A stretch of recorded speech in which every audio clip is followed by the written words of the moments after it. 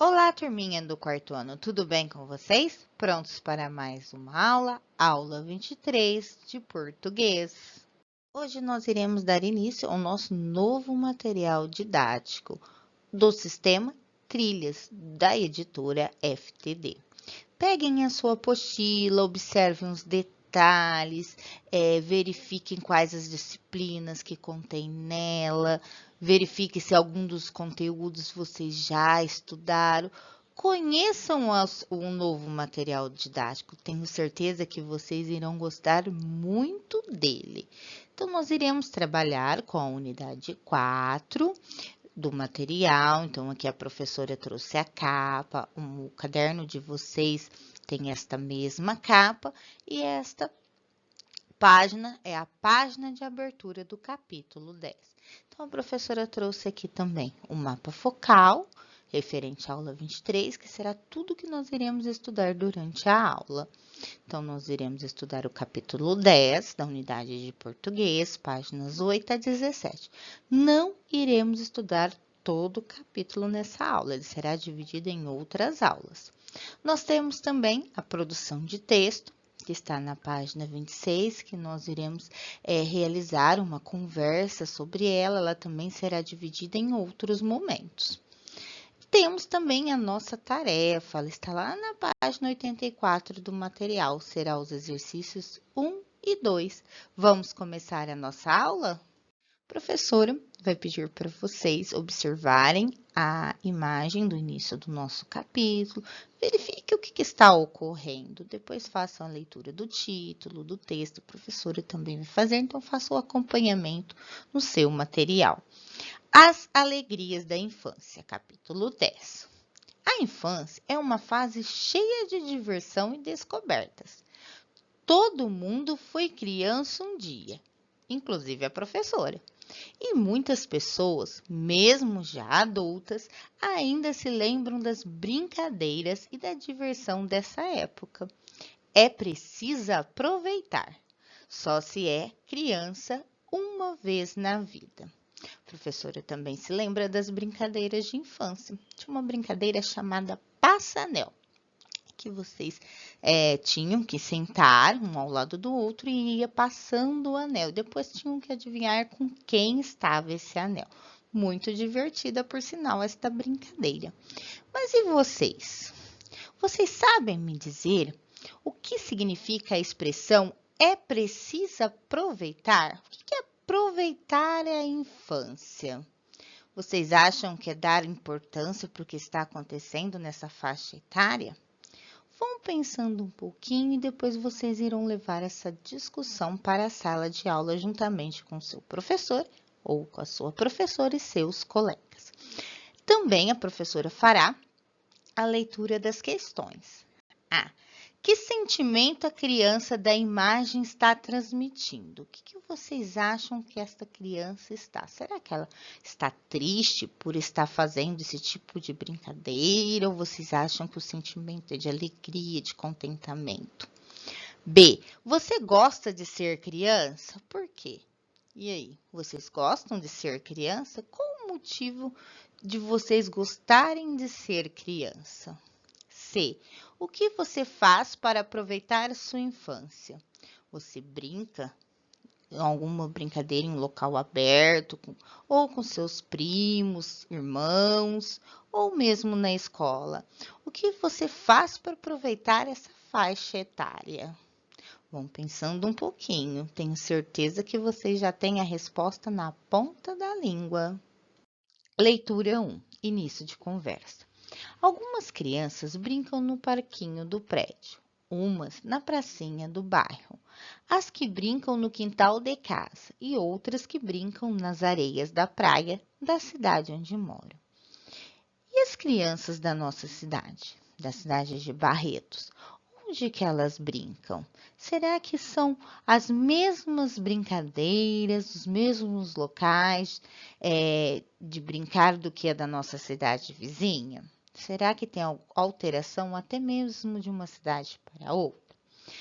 Com isso, o nosso material trouxe algumas questões referentes à infância. A. Você acha que a infância de quem vive no centro de Belo Horizonte é igual à infância de quem mora em uma praia de Florianópolis? O que vocês acham? Será que uma criança que vive em Manaus brinca das mesmas brincadeiras que uma criança que vive em Aracaju? Aqui a professora trouxe o mapa do Brasil para exemplificar essas duas primeiras cidades mencionadas, Belo Horizonte e Florianópolis. Florianópolis é uma cidade que fica no litoral, então fica na região sul. Essa cidade ela é banhada pelo oceano, então tem praias, então as crianças de lá podem brincar na praia. Já em Belo Horizonte, que é a capital do estado de Minas Gerais, não tem praia. O estado de Minas Gerais não é banhado pelo oceano, a menos que seja uma praia artificial criada pelo homem. O estado de Minas Gerais não tem o oceano, então não tem mar, não tem praia. Então tem essa diferenciação. Mas será que é só essa? Será que é referente às demais brincadeiras? Será que é a mesma? Será que a cidade de Belo Horizonte as crianças brincam de pique-esconde? Ou Florianópolis? Ou mesmo Aracaju? O que vocês acham? No segundo questionamento, leia o título da reportagem a seguir e observe a fotografia da página seguinte. Você acha que essa reportagem trata de que região de nosso país? Leia a reportagem e conheça crianças que moram à beira do Rio São Francisco e costumam brincar bastante por lá. Então, observe nos detalhes da leitura para vocês identificarem em qual região essas crianças estão. Vamos à leitura? Mergulho profundo. Comunidade que tem o Rio São Francisco no quintal. É a primeira parada da nossa viagem. Imagine ter um rio como quintal no quilombo da Lapinha, em Matias Cardoso, Minas Gerais. As crianças brincam, nadam, pescam, tomam banho e lavam roupa no Rio São Francisco, mais conhecido como Velho Chico. Se perguntar a algum menino ou menina quem o ensinou a nadar, a resposta vem mais ou menos como aquela música do folclore que diz que foram os peixinhos do mar. Aqui foi a piaba. Mas o que é piaba? Será que é um peixe? Porque ela ensinou a nadar. Piaba é um peixe de água doce. Então, ele vive nos rios. Vamos dar continuidade? Brinca Tainara Batista da Conceição, 13 anos, que engoliu uma aos 9 anos de idade. É tradição por lá as crianças engolirem o peixinho vivo que acabou de ser pescado no rio. Esse texto está na página, inicia-se na página 10 do seu material. Hora boa para pegar piabinhas é quando vão lavar louça na beira do rio.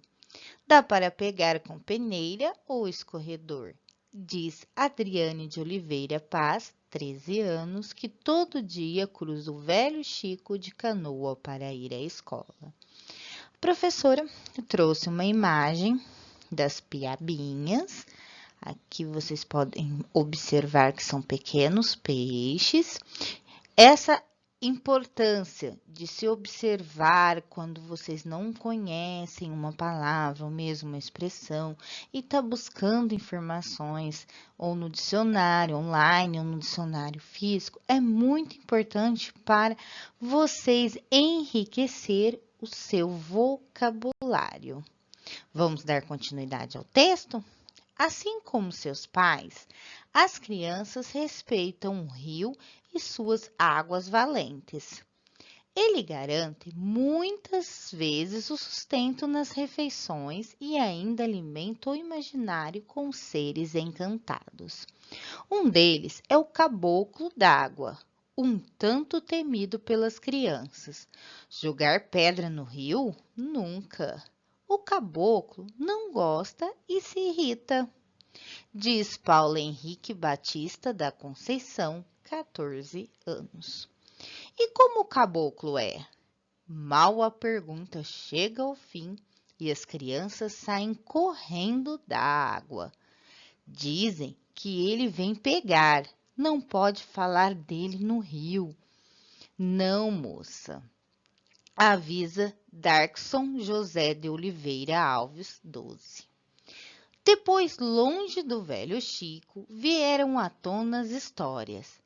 Tatiane Batista da Conceição, 10, descreve o caboclo como bem moreninho e com cabelo bem pretinho. Numa parte, ele é peixe e na outra, gente. Beiradas do rio. Crianças e adultos do Quilombo da Lapinha são vazanteiros. Vivem das cheias e vazantes do velho Chico e plantam nas beiradas do rio, no lameiro, bastante fértil. Antes, a maioria vivia na Ilha da Ressaca, que ficava coberta de água na época da cheia. Quando dava a cheia do rio, a gente carregava tudo, coisas da casa, alimentos e animais, para a terra firme. Ficava lá até a água baixar. Conta Isabel de Souza Mota, 55, quilombola. Pessoa nascida em quilombos, que são comunidades originalmente formadas por africanos escravizados no Brasil. Então, aqui vocês podem observar a imagem de crianças brincando à beira do rio. Na legenda, Ana Júlia, 6, observa seu amigo pular nas águas barrentas do Rio São Francisco, no quilombo da Lapinha, Minas Gerais, onde eles moram. Vamos dar continuidade ao texto no próximo slide. Debaixo do umbuzeiro, turma forma roda para batucar. À tardezinha, debaixo de um buzeiro, o som do tambor funciona como um chamado no quilombo da Lapinha. É hora do batuque. Chegam as mulheres com saias rodadas e os homens com tambores. As crianças largam as brincadeiras, como jogar gudinhas de barro, parecida com bolinhas de gude. Todos formam uma roda. Aos pares, adultos ou crianças entram para sambar, enquanto os outros tocam, cantam e batem palmas. Manuel da Conceição Neto, conhecido como Maneloião, diz que ali toda criança é batizada no batuque e na roda. Então, aqui do lado vocês podem observar o mapa do Brasil com algumas características apresentadas no texto, que são as crianças brincando, o barco próximo ao rio. Então, aqui é o mapa do Brasil indicando Minas Gerais, estado onde se localiza o Quilombo da Lapinha, que é onde está essa parte contornada em vermelho. Mas, observando o texto, o texto trouxe debaixo de um buzeiro. O que é um buzeiro? Vocês sabem me dizer o que seria um buzeiro? Um buzeiro é uma árvore cujo fruto é o umbu. Então, aqui é onde se realiza essas danças, lá no Quilombo da Lapinha.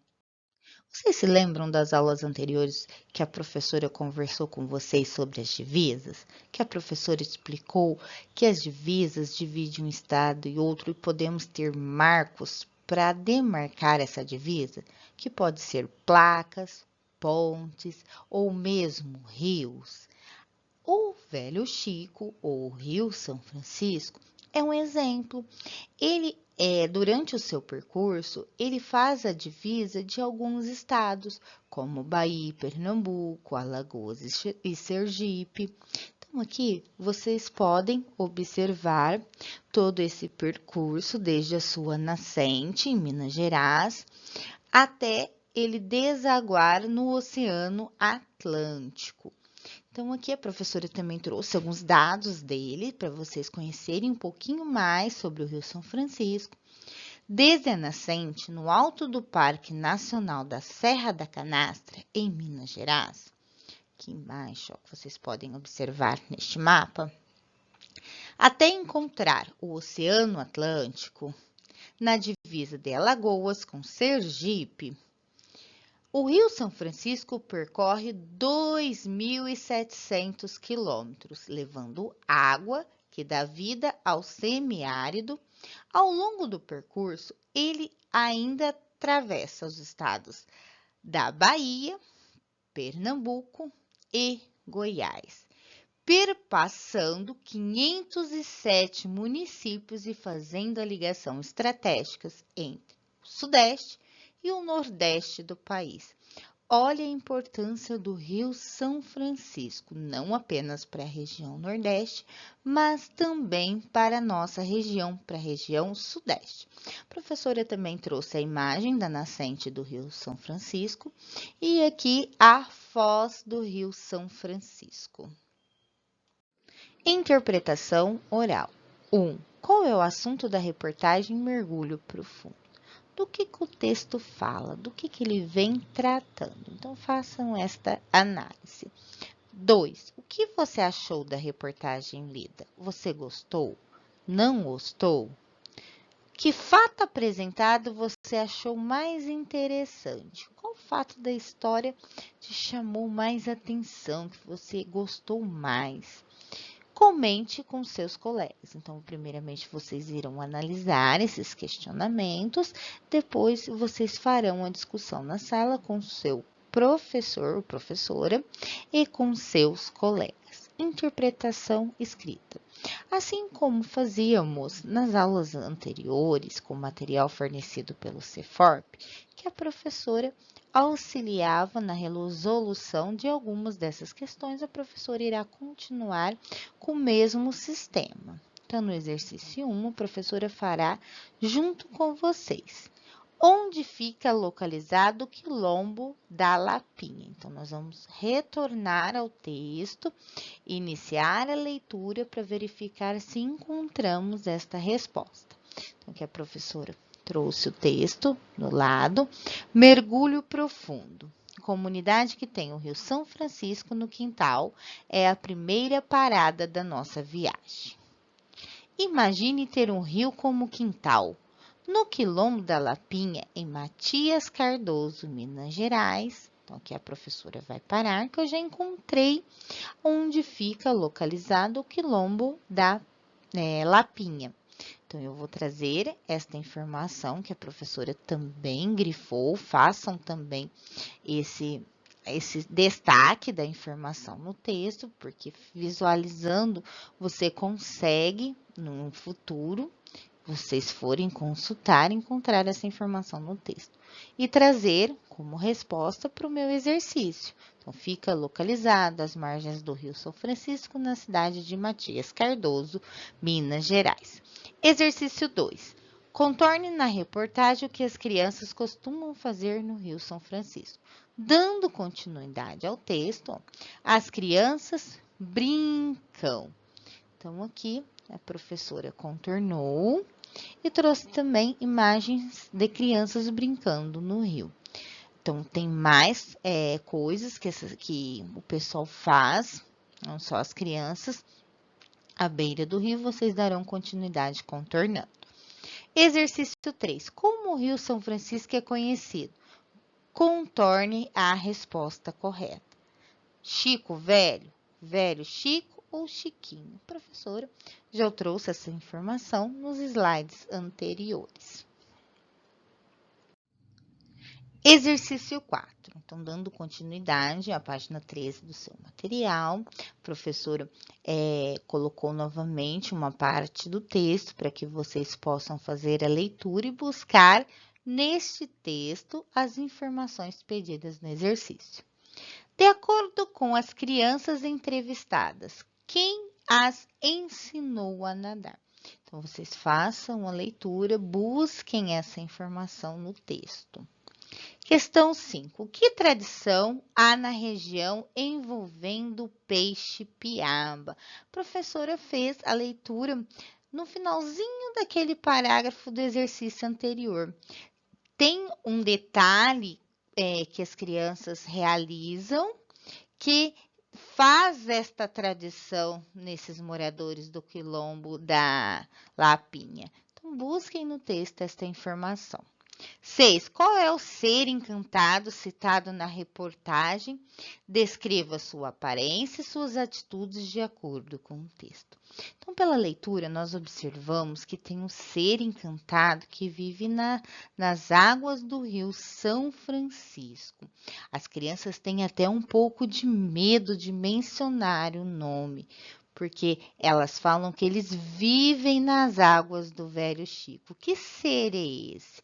Algumas crianças fez algumas descrições de como ele seria. Então, vocês irão voltar ao texto, buscar essas informações, grifem no texto a parte que está dizendo essas respostas, assim ficará mais fácil a associação do texto com o questionamento do exercício. Exercício 7. De acordo com a reportagem, por que as pessoas que moram no Quilombo da Lapinha são conhecidas como vanzanteiros? O que é que trouxe o texto que relacionou essa palavra vanzanteiros com o pessoal que mora no Quilombo da Lapinha? Então, busquem também essas informações para que vocês possam trazer para o seu exercício de acordo com o que na reportagem foi mencionado pelos próprios moradores do Quilombo da Lapinha. Exercício 8. O que acontece à tardezinha no Quilombo da Lapinha? Então, busquem essa informação no texto, grifem ela no texto e traz a questão para o exercício 8. Exercício 9. Enumere os itens a seguir de acordo com a legenda, indicando os elementos que compõem a reportagem lida. 1. Título da reportagem. Assim como nós vimos na aula anterior, então esta parte que aparece destacada na reportagem é o título. 2. Linha fina. A linha fina é esta parte que vem dando uma explicação sobre o que seria esta reportagem. É a linha fina. E intertítulos, vocês podem observar que durante toda a reportagem apareceu outros títulos. Então, é o que nós chamamos de intertítulos. Então, a professora fará o primeiro, que é o título da reportagem. Aonde que está o título da reportagem nessas 3 frases? Mergulho profundo, beiradas do rio debaixo do buzeiro, turma forma roda para batucar, ou comunidade que tem o Rio São Francisco no quintal é a primeira parada da nossa viagem. Aqui nós temos como título da reportagem, está até destacado, Mergulho Profundo. Então, vocês irão colocar o número 1, irão enumerar e assim sucessivamente com as demais informações. Exercício 10. Onde essa reportagem foi publicada? Então, a professora trouxe o final do nosso texto. Aqui traz todas as informações pertinentes a esta reportagem.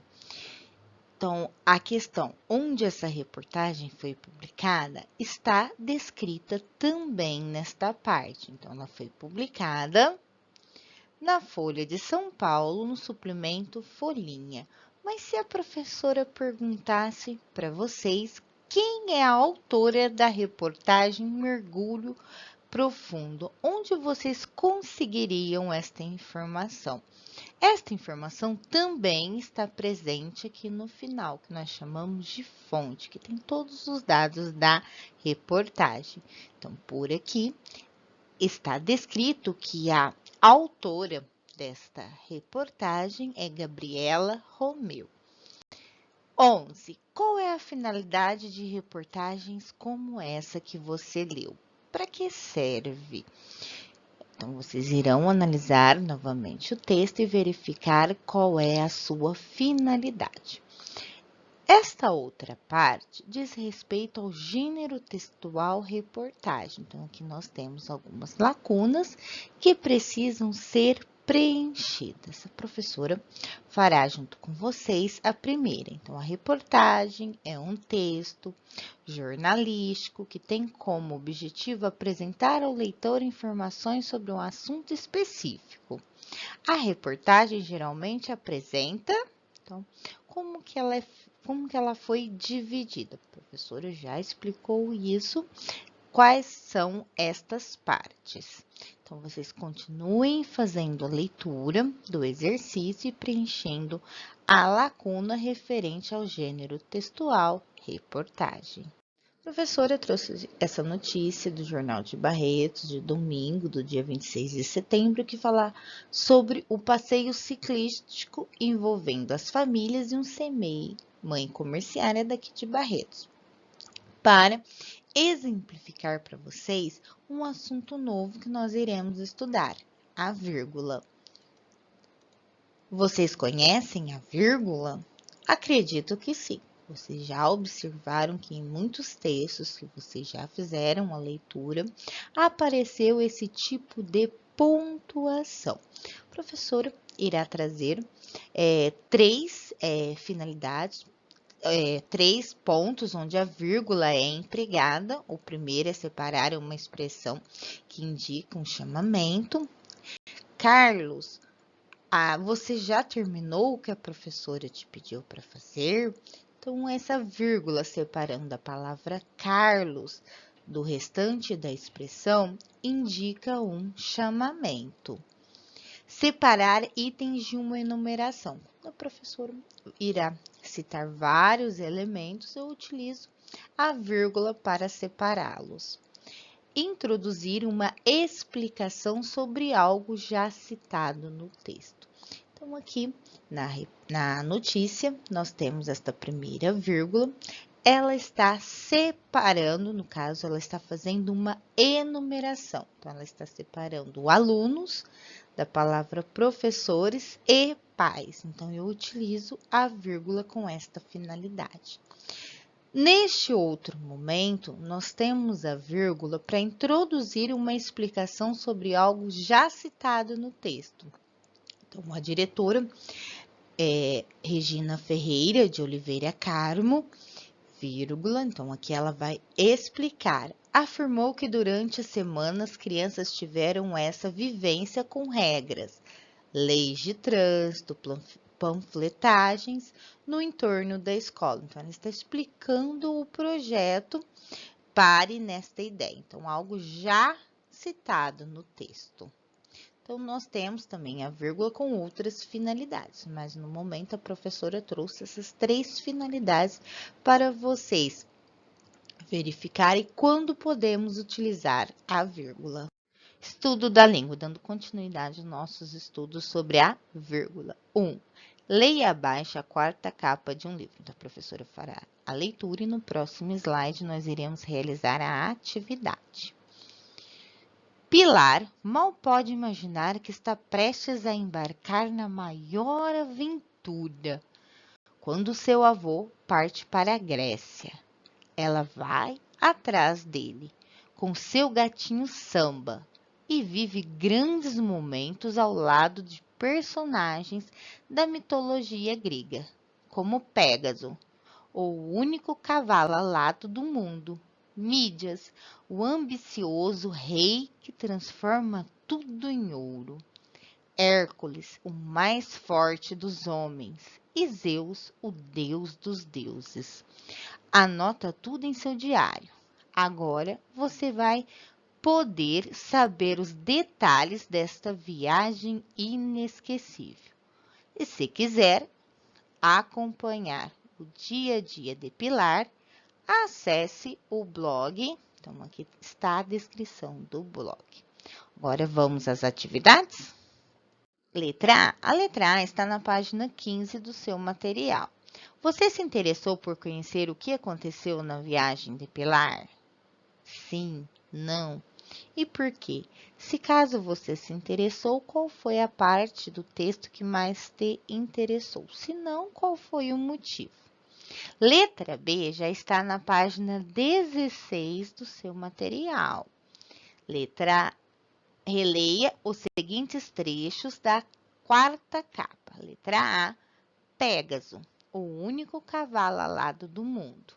B, Mídias, o ambicioso rei que transforma tudo em ouro. Assinale a função da vírgula nos trechos acima. Vocês observaram que tanto na letra A como na letra B, nós temos uma vírgula. Mas será que ela está indicando o quê? Separar itens de uma enumeração? Ela está separando elementos? Introduzir uma explicação sobre algo já citado no texto? Vamos voltar lá, ó. Pégaso, o único cavalo alado do mundo. Não está explicando o que seria esse Pégaso? Mas vamos analisar a última questão. Separar uma expressão que indica um chamamento. Eu estou chamando alguém, porque chamamento é quando eu estou colocando o nome de uma pessoa para, chamar a atenção dela. Eu estou fazendo isso aqui nesta frase? Não. Eu estou explicando algo já citado, que foi o caso do Pégaso e do Mídias, que era o ambicioso rei. Então, a alternativa correta seria a segunda, que é introduzir uma explicação sobre algo já citado no texto. C. Identifique no texto da quarta capa outro trecho em que a vírgula tem a mesma função dos trechos apresentados no item B. Então, agora vocês irão fazer esta análise, buscar esse trecho na quarta capa e responder neste espaço. Veja a cena a seguir. Milena, quais são seus brinquedos preferidos? Bola, carrinho, quebra-cabeça, boneca e dominó. Letra A. Em qual das falas da vírgula foi empregada para separar uma expressão que indica chamamento? Então, a vírgula foi indicada nos dois balões, mas em cada um deles ela teve uma função. Qual foi o balão que separou a expressão que indica chamamento? Então, a professora já explicou nos slides anteriores quando a vírgula vem com esta função. Então, façam esta análise e descrevam em qual das falas ocorreu este fato. Exercício B. Em qual das falas a vírgula foi empregada para separar itens de uma enumeração? Voltem no exercício dos balões, verifiquem os dois balões e verifique qual o outro balão que tem como objetivo separar itens de uma enumeração. A vírgula é um sinal de pontuação que pode ser empregado para separar um termo que indica uma explicação ou um esclarecimento. Eduardo, meu irmão, gosta de ler. Separar itens em uma enumeração. Vi uma foca, uma garça, um pinguim e um albatroz. Isolar um termo que indica um chamamento. Karina, vamos correr? Então, aqui nós temos três funções da vírgula para que ela é empregada. Vamos à atividade? Ainda na página 17 do seu material. Exercício 1. Observe o emprego da vírgula nas frases a seguir. Mãe, você poderia me ajudar nessa tarefa? Juliana pratica vôlei, basquete, futebol, tênis e corrida. Camila, a esposa de Marcos, é professora. Agora, pinte os quadrinhos acima com as cores correspondentes à função da vírgula. Então, vocês irão pintar o quadrinho de azul quando ela tiver a função de separar itens de uma enumeração. De vermelho, introduzir uma explicação. E de verde, separar um termo que indica um chamamento. Aqui no primeiro... Mãe, você poderia me ajudar nessa tarefa? A vírgula tem a função de separar um termo que indica um chamamento. Questão 2. Empregue a vírgula corretamente nas frases a seguir. Então, vocês farão a leitura das frases e colocarão a vírgula corretamente de acordo com o que nós já estudamos, como as funções dela. Então, conforme as funções, vocês irão analisar a frase e indicar o local correto aonde ela deverá ser empregada. Chegou a hora da nossa produção de texto. A produção de texto ela será dividida em alguns momentos. Neste primeiro momento, é o momento da oralidade, então nós iremos apenas conversar. A professora fará a leitura da proposta e em sala de aula com sua professora e seus colegas, vocês irão fazer a leitura do texto referente ao relato pessoal da escritora Ana Maria Machado, bem como desenvolver um trabalho sobre o relato pessoal, como que se desenvolve este gênero textual. Lembrando que nós já estudamos esse gênero textual durante nossas aulas.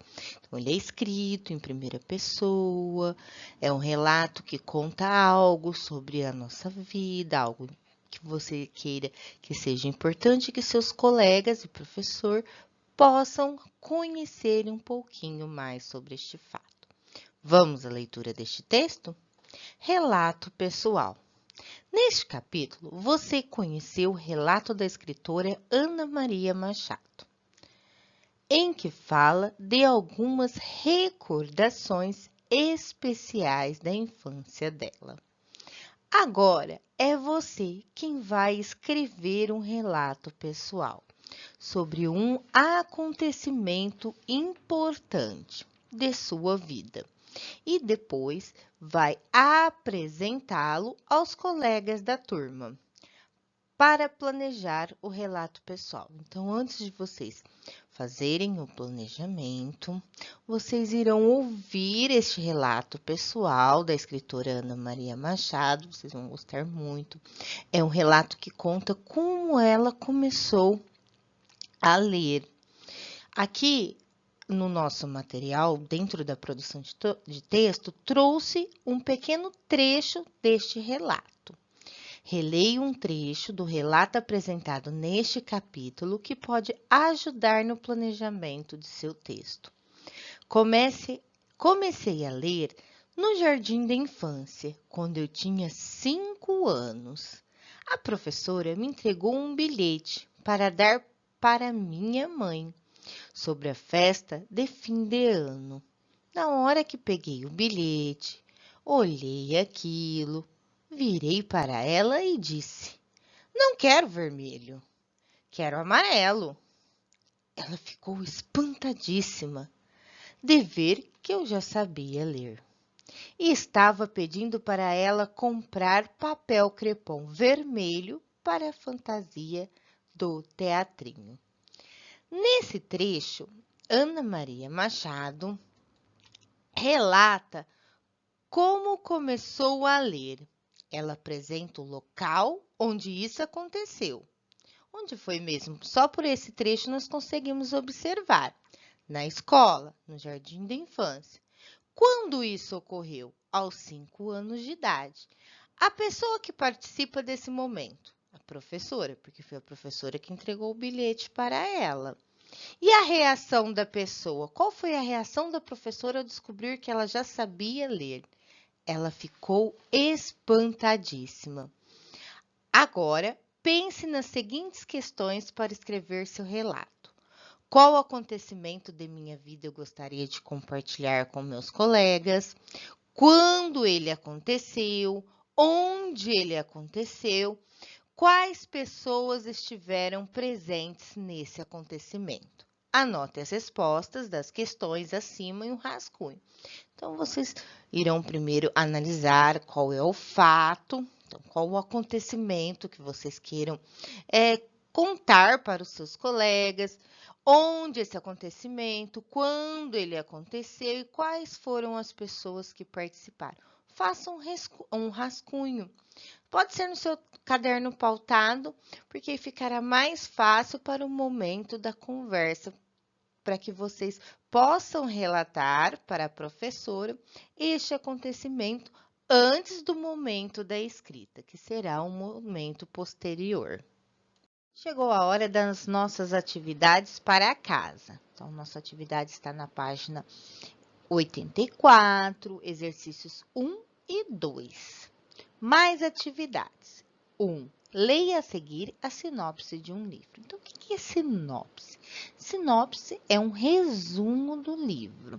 Então, ele vai trazer algumas informações importantes para aguçar a curiosidade do leitor, mas não traz o final, justamente com o intuito que o leitor faça a leitura do livro. Vamos à leitura? A convivência entre diferentes gerações permite resgatar o passado e ter esperança no futuro. É o que acontece com Manuela, protagonista deste livro. Graças ao convívio com os bisavós, que se mudam para sua casa, ela descobre um novo mundo nas histórias, fotografias e músicas antigas, rememoradas por eles. Bondes no Rio de Janeiro, mulheres de chapéu, causos na varanda. Vamos agora às nossas atividades? A professora trouxe aqui a sinopse do livro. Então, na letra A, em sua opinião, o que mais chama a atenção do leitor nesse livro, de acordo com a sinopse apresentada. Então, agora vocês irão ser esse leitor e, na sua opinião, o que mais chama a atenção?